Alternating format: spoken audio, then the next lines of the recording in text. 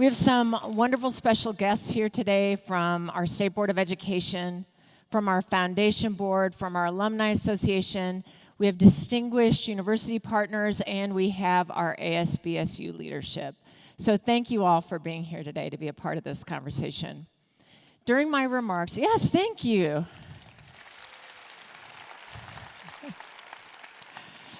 During my remarks today, I'm going to highlight a few of the people who've really helped build this university. So you're going to see some of them highlighted over the course of this talk. It's been more than 5 years for me. Those 5 years haven't always been easy. I go to these national higher ed conferences and people go like, dude, I can't believe you're still at Boise State. You are rocking it. That is some tenacity, man. And they're awed by what this community has accomplished. People say it to me all the time. They are literally awed by what we have accomplished. And it hasn't always been simple. We've been through COVID.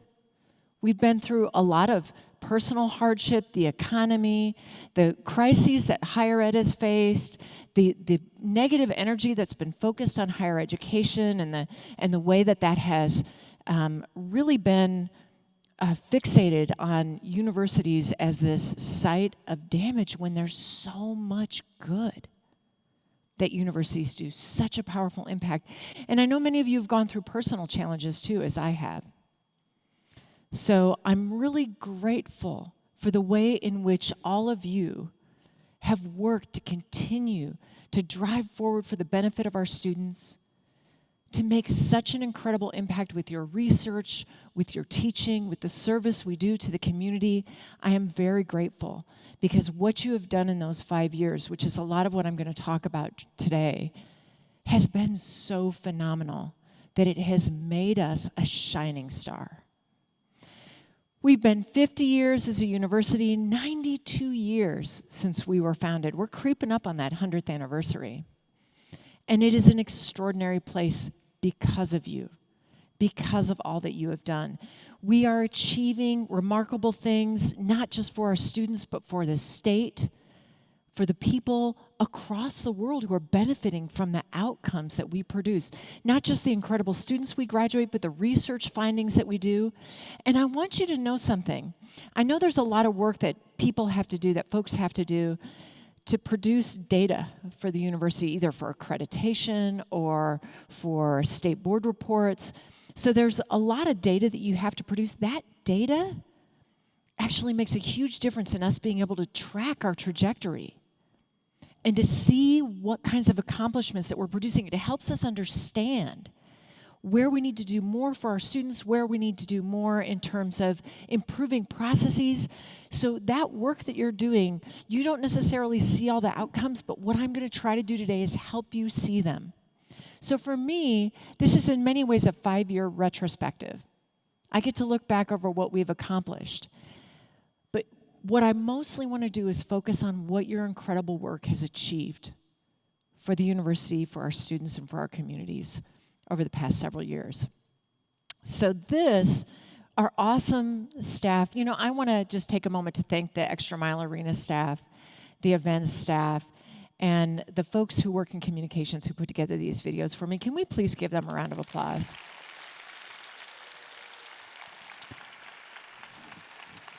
So this is a little highlights reel for the last 5 years. Let's hit it.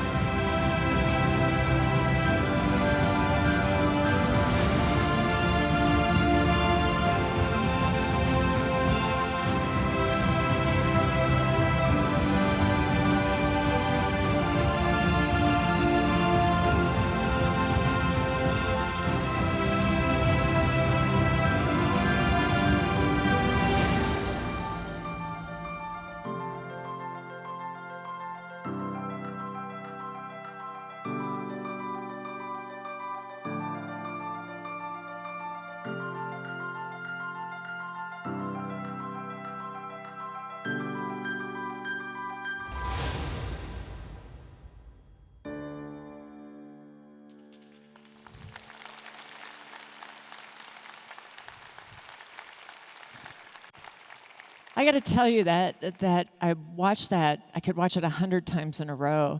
I showed it to my sister last week when we got the final cut of the video, and she burst into tears and she said, "How proud you must be of all that your community has done."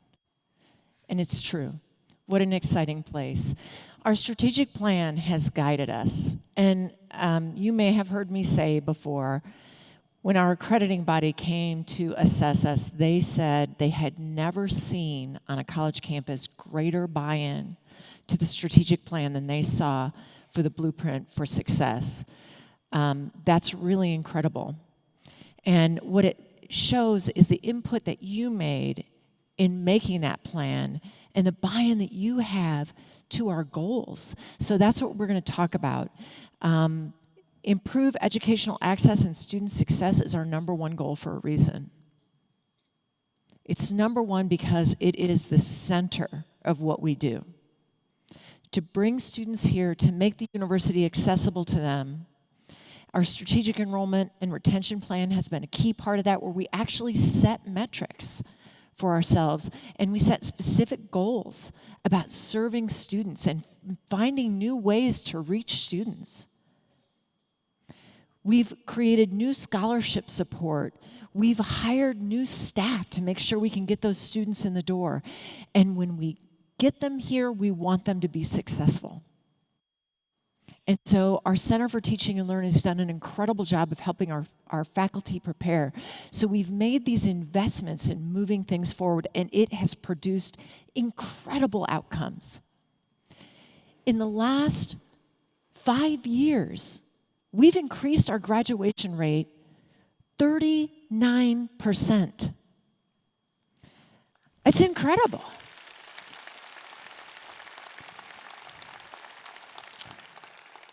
I get invited by Harvard to be their crisis leadership speaker every year for their workshop. I can't imagine why they pick me. And when you're in a room full of higher ed leaders and you say you've increased your graduation rate 39% in 5 years, people say, "Wait, what?" Because a 1.5% graduation rate increase is phenomenal. 39% is meteoric. And that's down to our faculty and staff. We have graduated almost 25,000 students in the last 5 years. That's phenomenal. Think of the impact that makes on this state, on this region, on the world, that we've sent that many students out into the world to take their talents and to make their impact. And you can see on this slide the ways in which we have increased the number of students who are graduating, the number of students who are completing their degrees, all across the spectrum. So we're churning students out with those talents magnified into the world. That's real change. That's real impact. We now have the highest retention rate in the state of Idaho.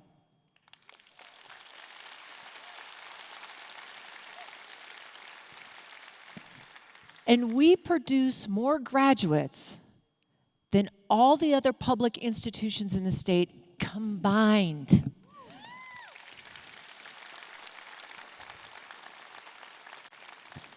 That is such impact on those individual students, on the state, on the region.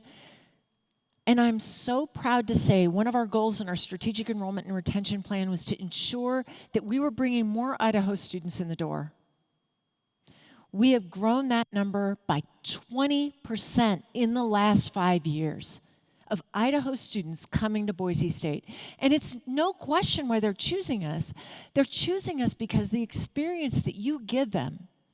And our incredible strategic enrollment and management team has worked to really go out and reach out into those rural communities. We've grown our enrollment from the bachelor's level all the way up to the doctoral level. And we've touched so many lives and so many families' lives with that work. Thank you for that incredible work. So you're seeing here now what our strategic enrollment and retention plan looked at. Where were we demographically not reaching students, not impacting students? Where were we seeing that we weren't matching our own demographics in the state? And we made targets and we changed our plans. We structurally changed what we were doing so we could reach those targets. And in the first 2 years of the SERP, this is the kind of impact we've made. Now we've just added new retention goals for transfer students. So that's a new addition to the SERP. And we're going to be working towards those goals in the coming years. But when Boise State sets a goal, we achieve it. When Boise State strives to serve students better, we accomplish it. And that's changing people's lives. We serve students from all 44 counties in the state of Idaho, and we have students living who've graduated from Boise State, alumni living in every single county. We are changing the face of Idaho with the work that you do. That's impact. Over the past 5 years, I'm very proud of the services that we provide for veterans. And over the last 5 years, we've enrolled 3,586 veterans at Boise State. And there are already 1,056 enrolled for this fall. And that doesn't even include other military-affiliated students. Isn't that incredible?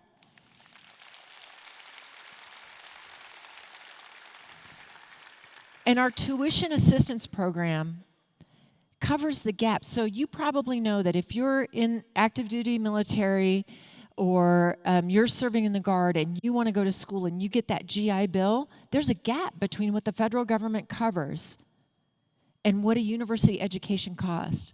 Boise State covers that gap for those students, which is incredible.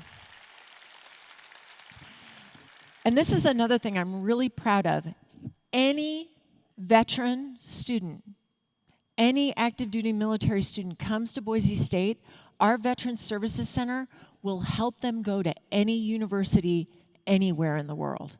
We don't just serve people who come to Boise State, we serve veterans who are going to school anywhere so we can help them get an education. You guys are going to get tired of applauding because there's so many amazing things to talk about. It's going to be like a basketball game right here in ExtraMile Arena. We are so proud of what we've accomplished in online education. And we've been doing it for decades. And we've been able to touch so many people and give so many people access to that online degree. And our hallmark in online education has been excellence from the very beginning. You see some of our incredible rankings here. Nearly 1/3 of all of our undergraduate students take an online class during the course of their degree, and nearly 1/4 of students who graduate from Boise State graduate from an online program. So we are providing that impact in a way that is flexible and responsive to people's needs. I want to brag a little bit about student affairs because we're talking about student educational access and success, right? That's the first goal of our strategic plan. When our leadership team met 2 years ago and we created goals for our senior leadership at the university, one of the things that we agreed on as a leadership team is that we needed to make the university easier for students to navigate. And so our VP of Student Affairs and Enrollment Management went to his team and said, we have to make this a priority. And they've worked all year. They've made over 150 improvements, but the one that just blows my mind is the wait time for financial aid assistance has gone from 30 minutes to 3 for our students.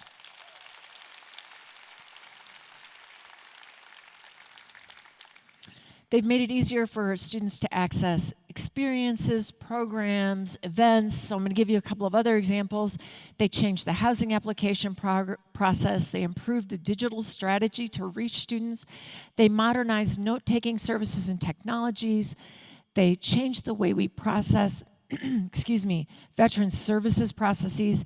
They created a fast application for students who had been admitted but hadn't enrolled. So they've tried to make everything easier for students, and it's made a difference in student success. Some of you may also know that we are a powerhouse in esports. We've had the #1 esports coach in the country. We've had 4 national championships. We've been Program of the Year.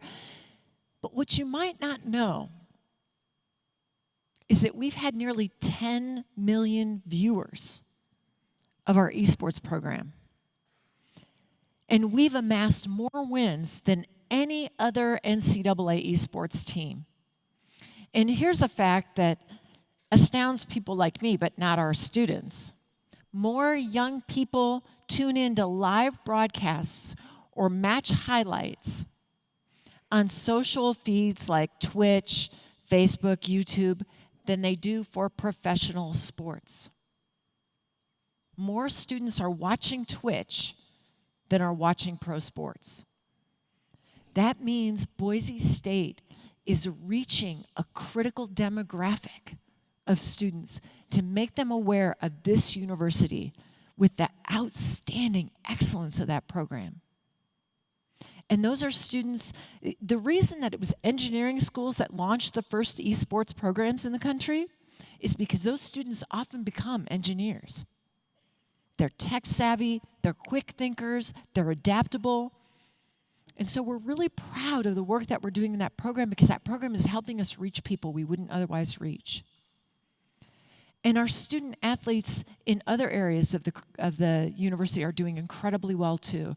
Our athletics program has spent the last 5 years really focusing on the whole student athlete.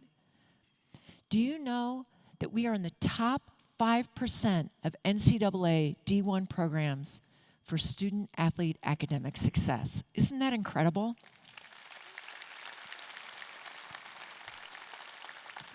Not only are those 375 student athletes competing at the top of national competition, but they are performing academically as well. So when they leave the university, they go on to have great careers. And we have an all-time high graduation rate for our student athletes. 94% of them graduated on time. It's incredible. I'm going to give that a woot woot. Many of you are aware of the kinds of changes that have come to our athletics facilities under the leadership of our AD. We've created new support systems for those students, which is part of the reason that they're so incredibly successful.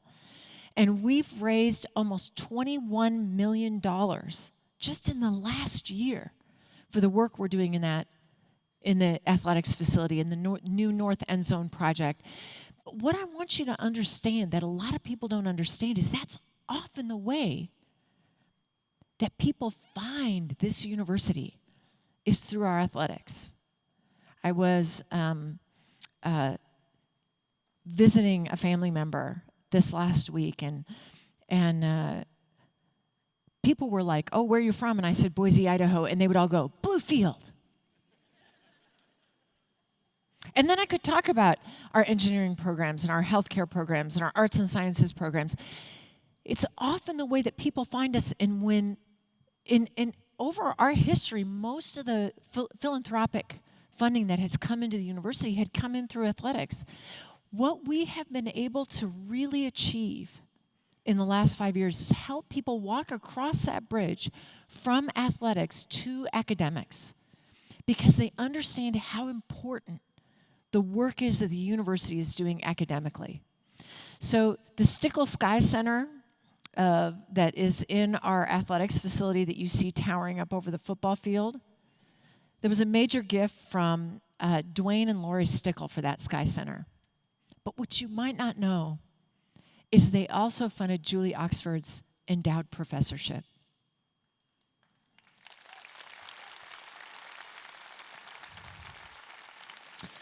Dwayne has said it was the best investment he ever made in his entire life. As a business person, it was the best investment he had ever made in his life because the return on that investment was so enormous to the university. Because of all the money that Julie's incredible research brought into the university, because of all the impact that she's made on students. And Julie, thank you for your incredible 24 years at Boise State University and for all you've done.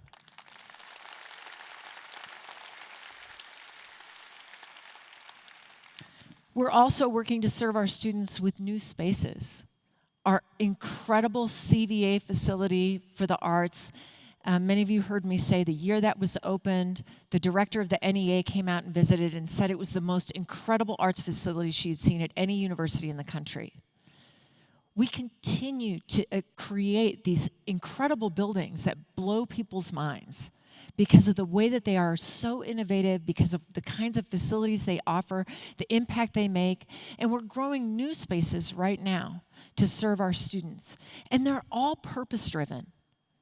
They're purpose-driven to help us become a stronger university, to help us produce better outcomes for our students in our state.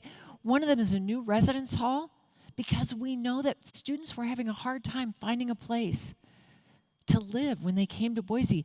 I had parents write me and say, when I first arrived here, and say, I drove around for an entire week trying to find a place to live. My dream was to come to Boise State, and now I'm not able to find a place to live, and I can't stay.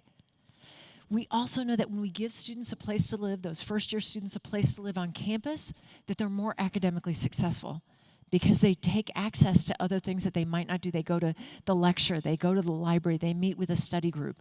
So we know we're going to make an impact on student success. The data is unequivocal about that. Our new residence hall is going to be designed to have the kind of programming that will make an impact on those students' lives. We're also creating a new science building because we are producing so many amazing STEM graduates. And right now we're running labs from 7 in the morning till 10 at night every day of the week. And we need to create a space where students who are training in all those STEM fields can get the access to the lab space and get their classes, and the faculty researchers can do their incredible path-breaking research like Julie's done. And plans are also underway for our construction management building, because in a place that's booming like Boise, there's an incredible demand for construction management. And our engineering college is just thriving. And we want to prepare people to get out there and be a part of that marketplace. Our honors college has also grown nearly 18% in the last 5 years. It has 1,253 students. And look at the outcomes that we're producing. Fulbright Fellows, Truman Scholars, Goldwater Scholars. The impact that we're making with that honors college is incredible in terms of our whole student body, because you're putting students into conversation with young people who have such talent and such ambition to make a difference in the world. We are inspired by the faculty who teach. Our students are inspired, our faculty and staff are inspired, and I want to recognize Dr. Shelton Woods, who's the Associate Dean of our Honors College.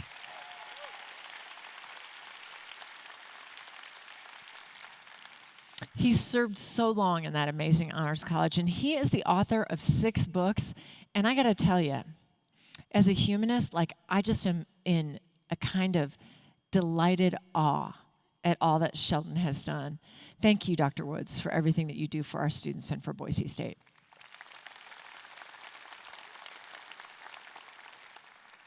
So this is our second goal, innovation for institutional impact.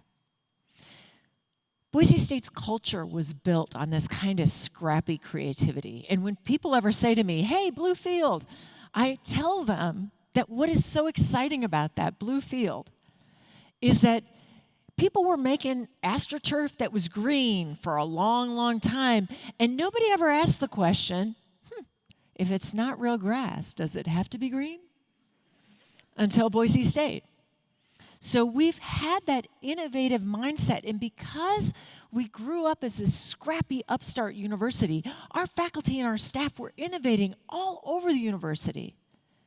And what we're going to see in this section is our trailblazing academic programs, the way that we're supporting faculty and staff innovation in CID's space, which is a new opportunity. They've served so many people in that new space since they've opened it. We are recognizing the impact that our faculty and staff are making through new innovation awards, and we're trying to provide resources for our faculty and staff to really move forward in a new world of AI when the world is changing so quickly, to be ready for those challenges and to be ready to think in front of those challenges. We're going to meet Idaho's demand and needs for students that are graduating in these incredibly, what they call hot jobs in the state, these incredibly important fields for the state's future. And part of the way that we're doing that is we're willing to think differently as an institution about how we prepare and serve our students. Our Math Learning Center has won not just one, but 2 national awards this year for the incredible work they've done in making an impact on student success in mathematics. Mathematics is one of the courses that's often the barrier course for students who are interested in not just STEM fields, but across our curriculum. And when somebody can't succeed in a math class, that's often the thing that shuttles them out of college. We are not permitting that to happen at Boise State. We are striving to ensure that Boise State is accessible to our students, and when we want them to be successful in these fields, we're going to provide the supports they need. And that Math Learning Center is now a national model. The Association of Public and Land-Grant Universities named it the #1 student success program in the entire country this year.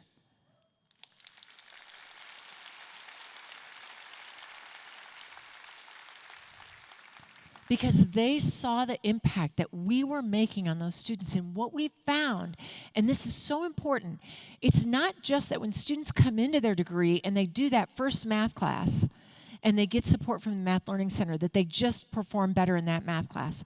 They actually perform better in their subsequent math classes too. They learn skills that make them better students all the way around. They become more successful academically. And now, people all over the country are modeling our success. We've had outreach from universities across the country saying, tell us how you did that. And we're supplying information to them to help them produce models like the Math Learning Center. And that's the goal of both the Beacon Awards and the APLU Award, is to help spread these innovations across the country.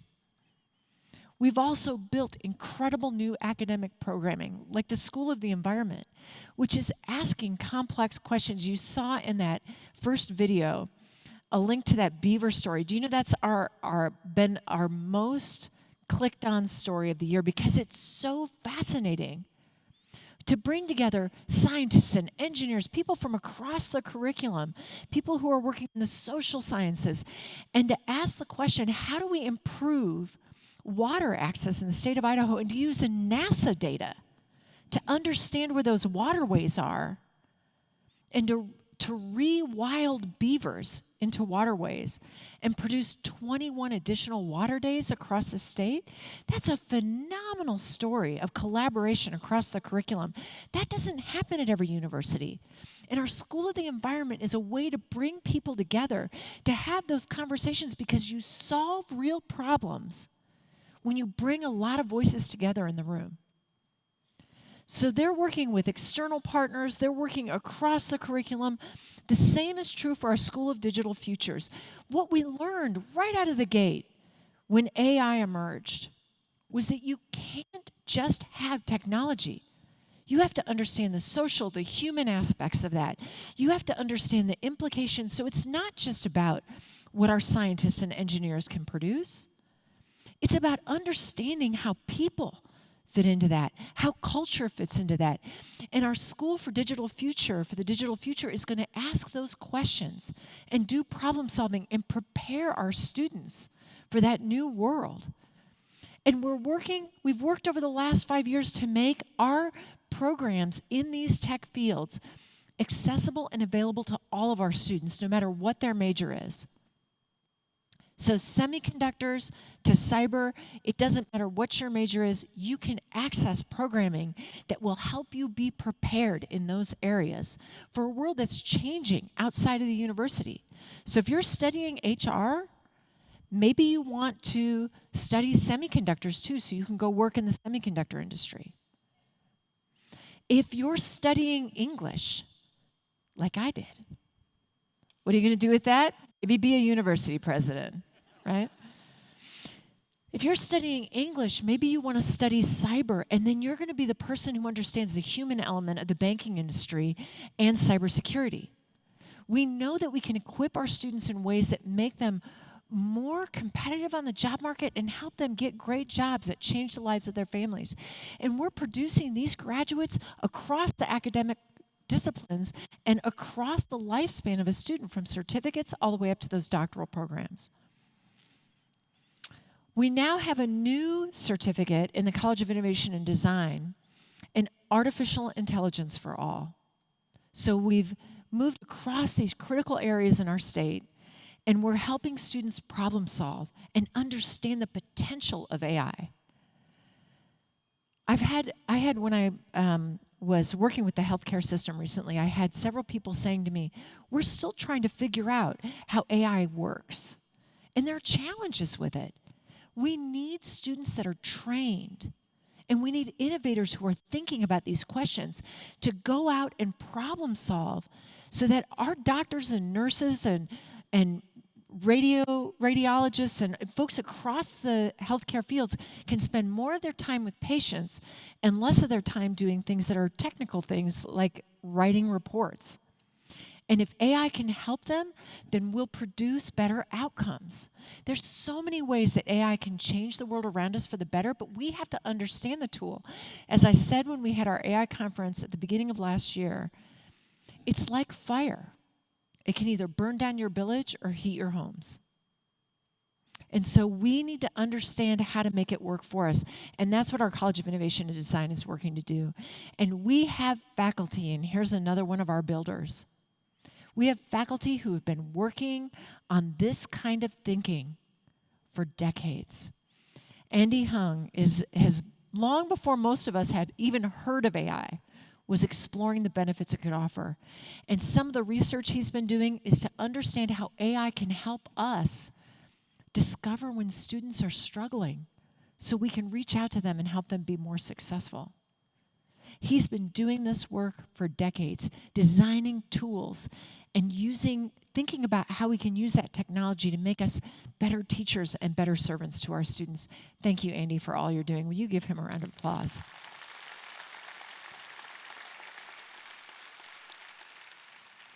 Our next goal is advanced research and creative activity, and now you know that I'm reaching the halfway point. We have made incredible investments just as we have in the other two goals, in this goal as well. We've made incredible investments across the university to help us achieve the kinds of outcomes that we have been able to achieve, and they are extraordinary. And I want to note, these are investments that we've made from the central budget and from the VP's office, the VP of Research and Economic Development's office, but you all have made investments across the university as well. This is just a fraction of the way that we've invested in research at the university. So that research, that investment has produced incredible research outcomes. An $83 million increase, 10 grants over $1 million this year, a 57% increase in our research awards in the last 5 years. Isn't that phenomenal? We're just breaking record after record. Our FY24 numbers were more than double what it was just 5 years ago. That's your incredible work. That's your incredible work, and we are striving to invest so that you can achieve those outcomes. That doesn't mean that we don't recognize that there's more for us to do. And we're going to keep investing and keep finding new ways to invest and asking the questions about what will help you achieve those incredible outcomes, sustain them, and produce more. We've also grown our PhDs. Here you're seeing some of the numbers of the incredible number of students that we're impacting with our PhD programs. We offered our first PhD program in 1992. And now we're producing more and more PhD students all the time. The enrollment in those programs have grown. The impact and outcomes of those programs have grown. And we've really asked questions about what kinds of programs make sense for Boise State and for the state of Idaho. How can we produce programming that's actually going to produce what we need in the state, what our students need, what will help our faculty thrive? And we've tried to really accelerate it with the Grand Challenges program. I've got a giant number on this slide, and I'm going to tell you what that means in just a moment. Because we've really thought over the last few years, and when we met last year, I said, we're going to be on a path to R1, but we're going to look different than other universities might look. We're going to be a university that focuses on being innovative, that focuses on being interdisciplinary, that focuses on a different kind of outcome. We're not striving to be what a different university would need to be, but as many of you may know, Carnegie changed the way that they do the classification, and so now it requires $50 million in annual research expenditures, a goal we have long since achieved, and 70 research doctorate graduates a year. We are 6 doctorate research graduates away from achieving R1. 6.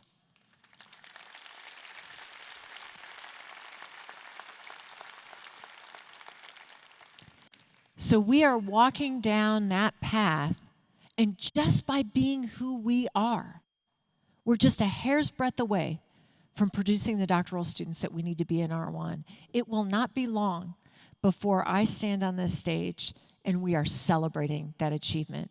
And I want to thank our awesome faculty researchers, the support staff who work with them, and our VPR's office for all they've done to help us get to that place.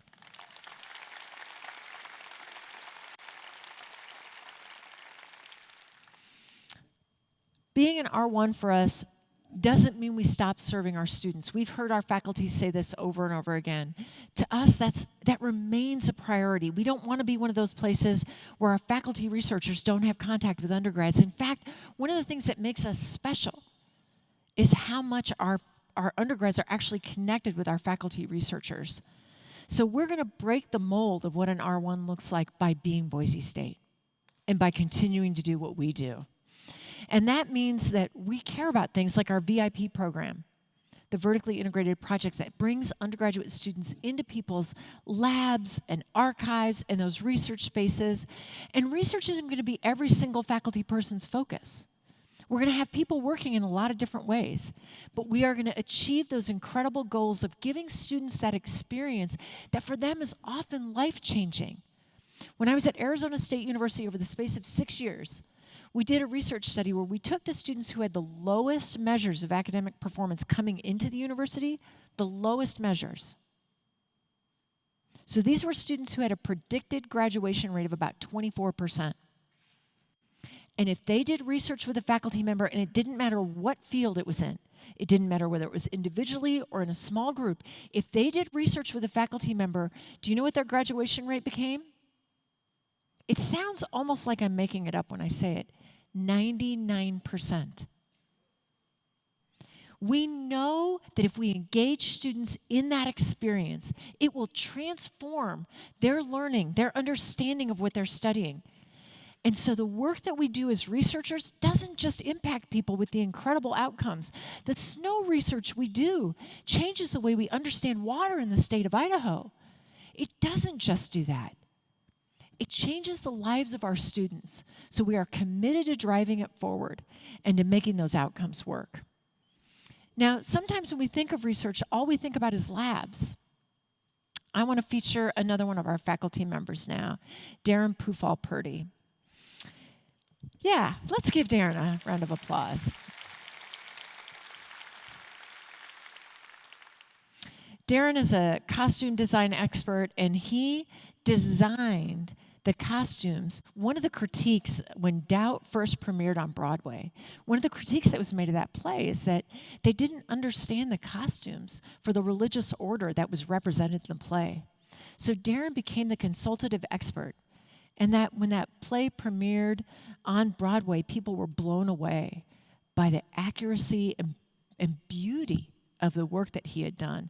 And he works with hundreds of undergrads and makes such a profound impact. Thank you, Dr. Pufall-Purdy, for all that you do and for making our light shine in New York City this year.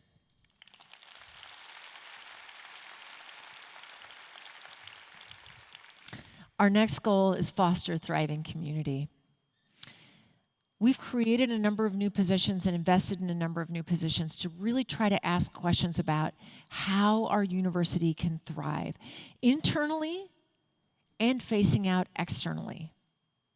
So, for example, we've created the new Professor of Public Scholarship and Engagement, as you all know, that is Brian Wampler, who has worked to really understand how the university's research can make an impact, that public scholarship, and how our faculty members and staff can work out in the community and serve in the way that universities were meant to serve.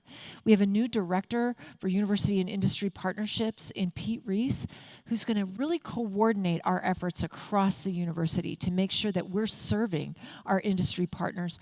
And we've built an entirely new human resources structure. And we're going to continue to move forward. We thank Bill Brady for all the work he's done. And we're going to continue to move forward with our focus trained on two goals.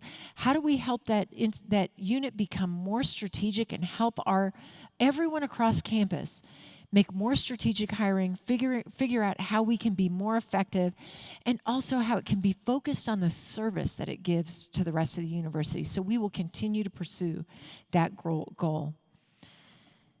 Now, one of the ways that we have built thriving community is with the support of philanthropists who have made such an impact on us. So I'm going to ask you now to watch a video for our incredible Unbridled campaign that's already done so much. Please watch the screen.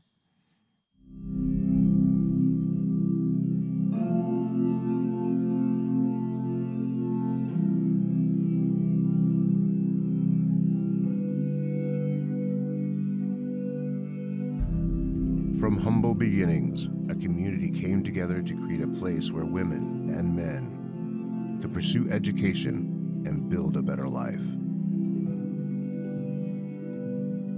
For themselves, for their community, for Idaho. From the very beginning, inspired by the landscape and the freedom it represented, they called themselves Broncos. What they built would become a catalyst for community, for audacious ideas and relentless innovation. A powerhouse university.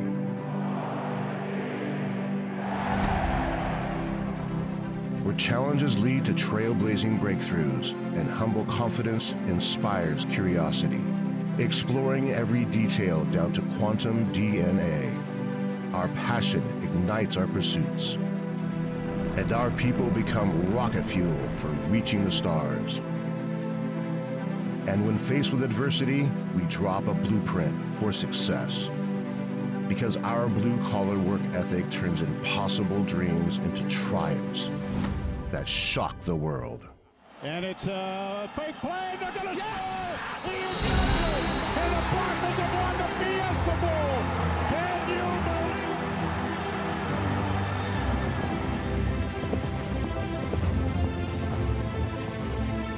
Boise State was built on the backs of Broncos and their unbridled spirit, who made Idaho their stomping ground and put Boise on the map.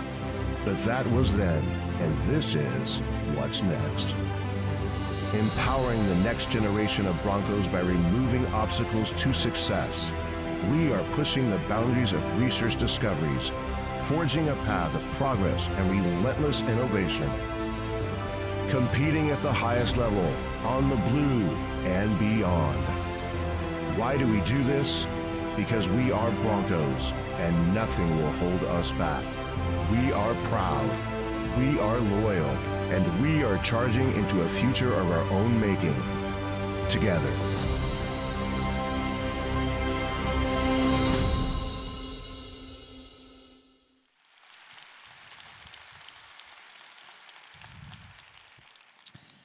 I want to thank our incredible CEO of our foundation, Matthew Ewing, and our executive director, Paul Powell, and all the foundation board for all the work they have done to help energize the giving to Boise State that has made such a difference to how we move forward as a university. Last year, we launched the most ambitious, comprehensive, and alumni engagement campaign in the university's history, and it has made an incredible impact. An incredible impact. And I'm going to talk about a lot of those ways as we move forward, but what I want you to know is that sense of community is something we are deeply committed to. You've seen the Here For You campaign that our university put together across student affairs and academic affairs. We've created new staffing investments for our counseling center across the university. We've created new programming. We became a JED campus. JED is a program that helps reduce student suicide. And it helps you set up metrics in the same way that our strategic plan set up metrics for us to analyze how are we achieving student success. We wanted to set up metrics to understand how can we help our students maintain or regain their mental health. We know that in the wake of the pandemic, students who are traditional college age experienced some of the greatest losses in their mental health and well-being. We've made an effort to help them be successful. In our Bronco Bold program, we saw some incredibly courageous athletes like Simone Biles talk about the pressures that produced mental health issues over the last several years. And our Bronco Bold program works to help our student athletes, especially in the age of social media, really achieve and sustain their mental health and wellness.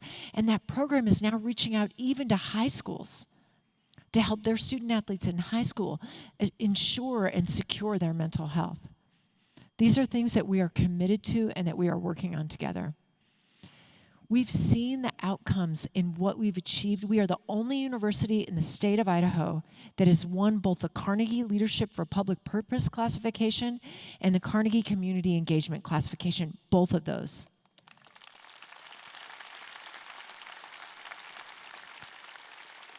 It means that the Carnegie Foundation, the same foundation that recognizes research excellence, has acknowledged our excellence in public purpose and our excellence in community engagement, because that care we're giving internally to the community is a care we want to extend out to our broader community. That's incredibly important for us in terms of impacting the quality of life in our state. And I want to thank Heidi Reeder and Brian Wampler for their work on both of these projects. Incredible. All of you are probably aware now of our Institute for Advancing American Values. I want to tell you what incredible work it has done. We bring together people in our Idaho Listens program from very different political backgrounds, so people who are explicitly in very different places politically. And we invite them to tell their story of what they value and why. And it changes the conversation from one of issues where people are likely to collide to a conversation about values, and it makes it possible for people to hear each other in new ways. And that program has met all over the state and has now impacted hundreds and hundreds and hundreds of people. And we've conducted those programs here at Boise State as well. And we are striving to do what a university is meant to do, which is to teach people how to be in dialogue. I'm not trying to tell you what your convictions need to be, but I want you to be able to talk to people who have convictions that are different than your own so that we can all learn and grow. And the Institute has striven to be a model for that across the state. And so powerful is that model that I have yet to be at one of those programs and not seen people break down into tears, because it is so profound to hear someone who thinks differently from you and to not have the vitriol that has infected so much of what happens in conversations of difference across the country. And it has become a model for the rest of the nation. We are bringing this program now to other states. And I can tell you that Dr. Finstuen, who has led the Institute for me since its inception as its inaugural director, and I are committed to creating America Listens as our next step.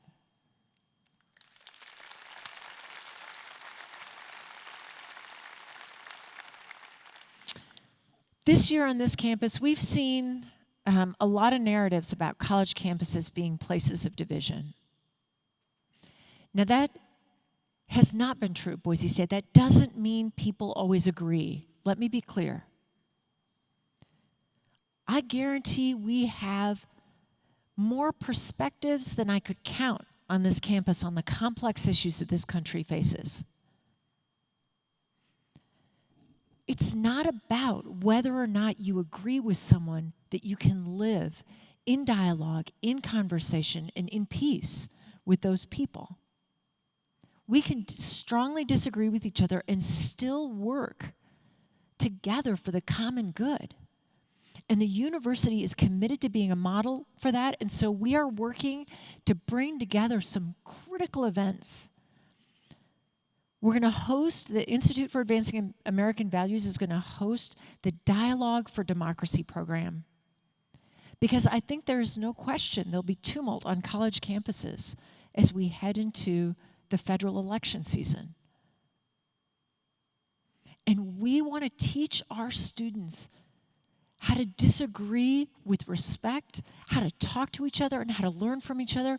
We want to be a part of teaching our nation that that's the work that universities can do.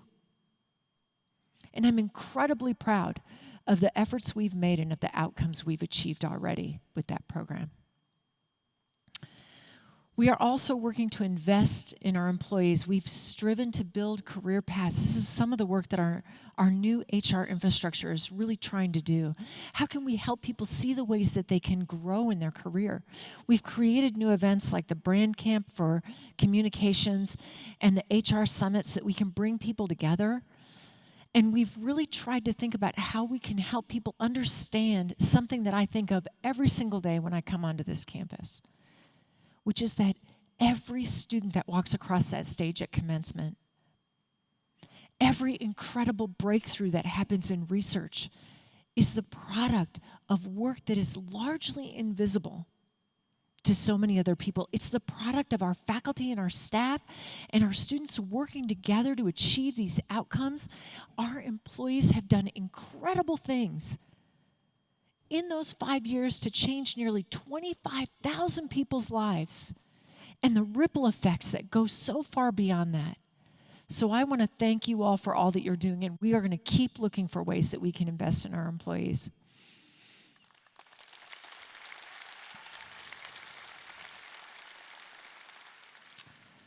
I'm going to feature another amazing faculty member now, Stephanie Witt.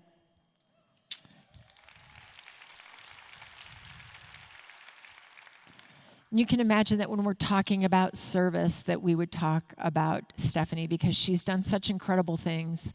One of my favorite emails that I get is an email that she titles the subject heading "Wit Among the Masses." When she talks about when she's about to do public speaking on issues related to national politics or local politics. She's made such an incredible impact on her students. She's done so much of that work that I was just talking about to help people understand how we can connect and make an impact. And she celebrated 35 years at Boise State this year. Thank you, Dr. Witt, for all you do.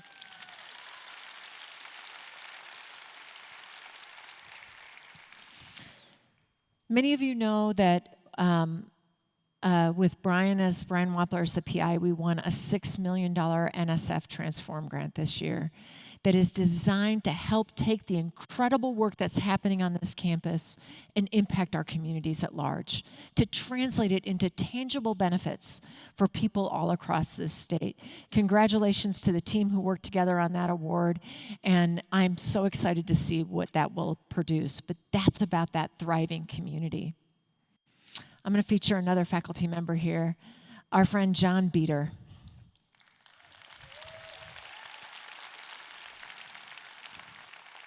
You saw John in the 5-year retrospective video. He is a nationally recognized expert in arbor glyphs, and he has studied what these Basque shepherds, these arbor glyphs that these Basque shepherds produced in these trees, and he has cataloged thousands of them and drawn national attention to this form of communication across history. He also is a descendant of Basque immigrants and the son of Pat Beater, who established the Basque Studies program at Boise State in the 1970s. Congratulations, Dr. Beater, on your phenomenal work.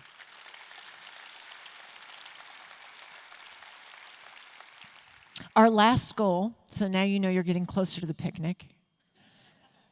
Our last goal is trailblaze programs and partnerships. We have invested by creating the new positions that I just mentioned to you, but also by creating the MUR Institute, the Microelectronics Education and Research Institute. Yeah. We're growing those partnerships because those partnerships help the university become a better university and help our industry and nonprofit partners connect with us in ways that help them thrive as well. That's a high priority for Boise State. It's better for our state, it's better for our students, it's better for those partners. Last summer, I attended the G7 Summit to help strengthen and grow our multifaceted partnership with Micron and the microelectronics and semiconductor industry. We are deepening those relationships. Here you see Vice President Nancy Glenn and our MUR Institute Director, Dan Lamborn, when they traveled to Japan to continue to build on those, on that work. Do you know that when Brian did his study of our faculty, he discovered that a full third of our faculty have an active, ongoing partnership with a community organization, government or agency or business. Isn't that incredible? 1/3 of our faculty. So we're reaching out across our community and across the world to bring the work that our faculty and staff and students are doing out in to make an impact directly on the people that we serve. This summer, I had the privilege of visiting Vietnam, which you're not going to be able to tell in this picture, and I was telling CEO Garrett Lofto from Simplot this today. Mark and I may look cool and collected in this picture, but it was 95 degrees and 95% humidity. These two young men are the first students who are coming in our 2+2 program with the National Economics University from Vietnam. And we have the first ever MBA program in Vietnam was Boise State's MBA. So we have incredibly highly placed alumni, Bronco alumni, in business, in government, in higher education. And when I got to meet these two young men, I went and spoke to their class at NEU, the university that we had this partnership with. And we invited them down after we talked a little bit about Boise State. Dean Bannister and I talked a little bit about Boise State and what it was like to be there. We invited these two young men who are on campus right now to speak to the rest of the students in their class. So their class year at NEU. And Dylan, who is the student on the left, came up before all of his peers and he said, "Am I scared to go that far away from home? Yes. I'm afraid that I'm not going to know the food and I'm not going to have my family close by and the customs are going to be different and I won't have all of you who are my friends. But I am so excited to go and live my American dream and to get an education at this great university and to be able to develop my talents and make an impact in the world." And I am so excited to welcome these young people over from Vietnam this year for the first time.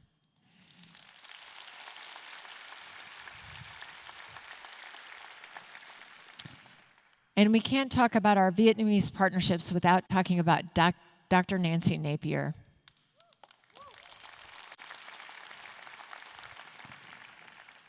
Nancy is now a distinguished professor emerita, and she was the person who helped build the program, the MBA program in Vietnam, and helped produce all these incredible graduates who care so much about Boise State, living in this country on the other side of the world. She's been given all of these incredible honors for her work there, for helping to make an impact in this incredibly beautiful country where there's a 97% literacy rate. and where people are so eager to grow and learn and partner. I want to note also that that executive MBA program that she helped build is now ranked 13th in the nation. Can we get a round of applause for Nancy?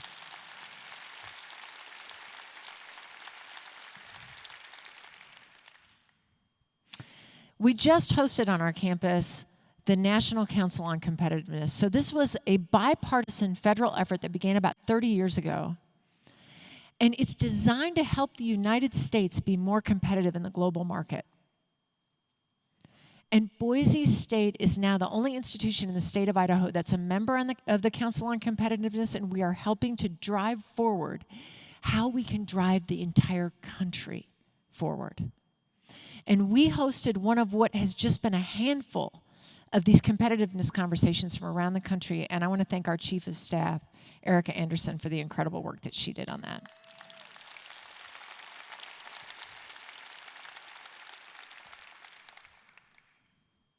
These partnerships make such a difference.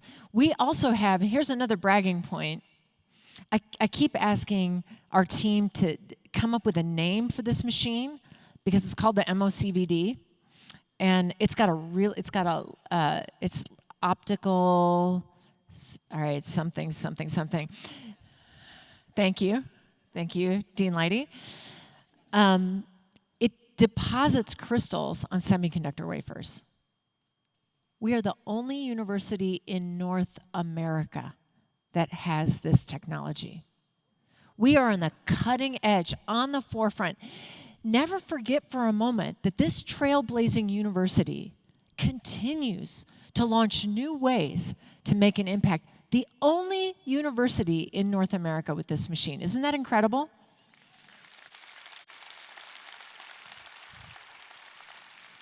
It's going to allow us to trailblaze in the semiconductor industry. Those partnerships with the Council on Competitiveness are going to allow us to drive forward what we're doing as an institution to help move our nation forward, not just our state.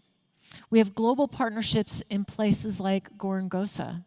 Some of you may know that one of our state's most generous philanthropists has worked for years in Gorongosa. We are building incredible work in partnership with Gorongosa Park, National Park in Mozambique, to help educate children, to partner with our College of Education and our Child Care Center. And I want to thank Alicia Esty, who's done so much work over in Gorongosa in our Academic Affairs Unit under Dr. John Buckwalter. We are making an impact across the world.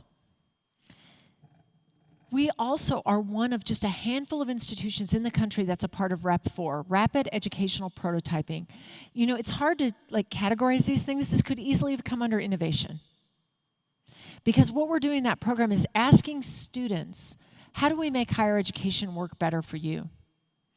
And what this group of students did this year, what they built here at Boise State, is a program where they're partnering with Microsoft and LinkedIn to create for high school students a mentoring and career exploration platform so that it can help drive them into higher education and help them have a better sense of where they might be going.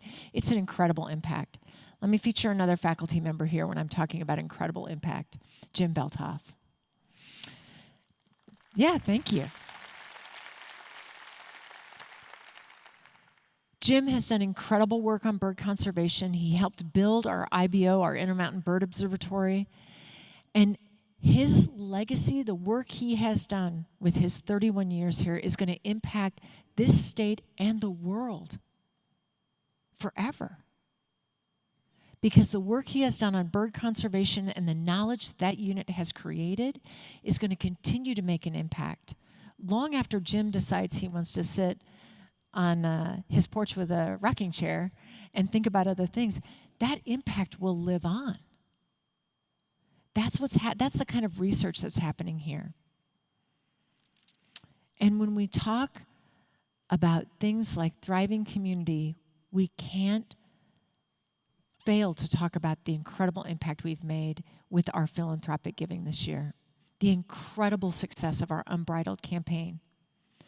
It publicly launched in October of 2023, It has the incredible fundraising goal of $500 million, and we have already achieved over $346 million towards that campaign goal.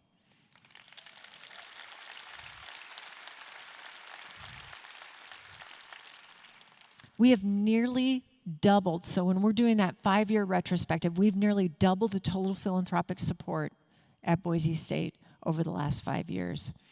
And that's made up of tens of thousands of individual donors who are giving because they see the work that you're doing and they want to support that work. And one of the things that we've made a real priority in that campaign is endowed faculty positions. Here are the positions that we're going to recognize this year. Our new endowed faculty positions from this year alone. This year alone.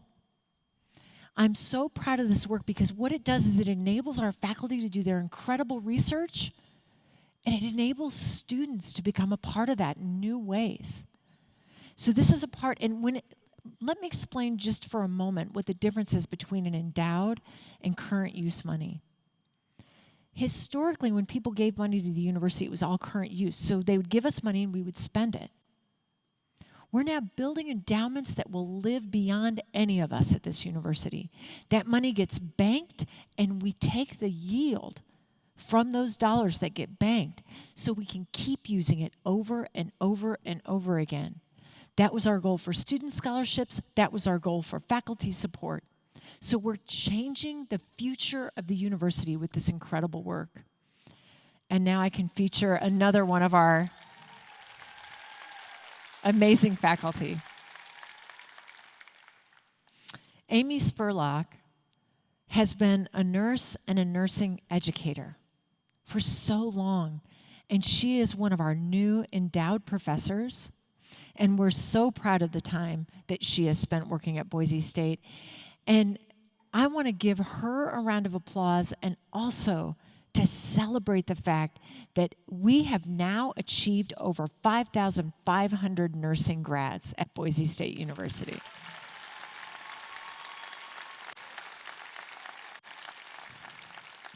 Dr. Spurlock, the work that you have done will impact people in this state for the rest of our lives. Thank you so much.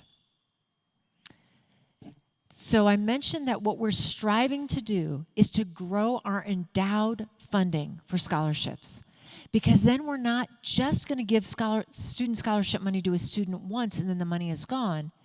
We'll invest that money and keep giving the revenue from that investment to students for decades and decades to come, so that we don't draw down that principle but continue to support our student. And my goal in this comprehensive campaign is that no Idaho student will have unmet financial need at Boise State by the end of this campaign.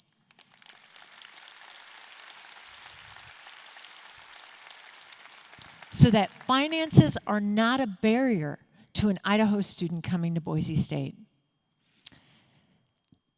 Now, this slide says thank you, but I want to add just a little color to it. You all have been a beacon of light and hope. You have changed people's lives, changed our students' lives, changed lives across the state, made incredible discoveries. You were the ones who were there when the student fell down to help pick them up and move them on. You gave them the courage to succeed. You made the breakthroughs in your labs and in the archives late at night. You worked in your studios until your fingers were sore. You pored over meetings and you checked out books and you did incredible work with our students. You strived after hours and you made an extraordinary impact in these 5 years. When you think about all of the accomplishments that I have just discussed in these 5 years, you have changed this university, you have changed people's lives, and you've changed our state for the better. And I want to thank you for all the incredible work that you've done. Congratulations on your accomplishments. Thank you to our amazing faculty and staff who've given so much over the last 5 years, many of which have been fraught with hardship. And let's go forward and make the next 5 even greater. Congratulations.